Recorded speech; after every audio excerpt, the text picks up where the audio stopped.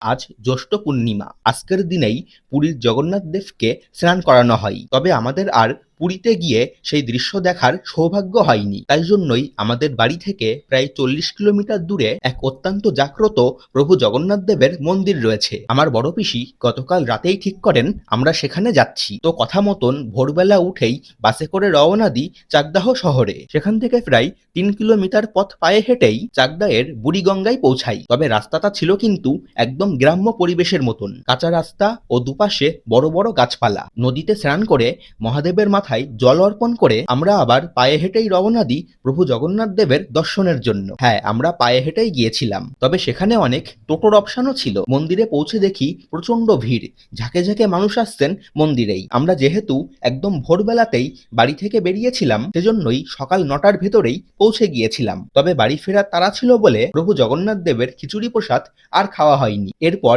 একটু অপেক্ষা করা মাত্রই মন্দিরের গর্ভগৃহের দরজা সন্ন্যাসীরা খুলে দেন। আমি খুব কষ্ট করেই এই ভিডিওটা তুলতে পেরেছি, কারণ মন্দিরের ভেতর ভক্তদের প্রচন্ড ভিড়। তো যাই হোক, যখনই মন্দিরের গর্ভগৃহের দরজা খোলা হলো, প্রভু জগন্নাথের ওই রূপ দেখে সত্যিই মুগ্ধ হয়ে গিয়েছি। কি অপূর্ব তার নয়ন দুটো, আর হবেও না বা কেন, তিনি তো সাক্ষাৎ জগতের নাথ প্রভু জগন্নাথ দেব। তবে দুঃখের বিষয় যেটা আমি একটু আগেই বললাম, বাড়ি ফেরার তাড়া আছে, তাই প্রভু জগন্নাথ দেবকে স্নান করানো এবং খিচুড়ি প্রসাদ এই দুটোই মিস করে ফেলেছি। তবুও মনের ভেতর আনন্দ রয়েছে। প্রভুকে তো একবার হলেও দর্শন করতে পেরেছি এবং ভিডিওর মাধ্যমে আপনাদেরকেও দেখাতে পেরেছি। আমার কাছে এটাই অনেক।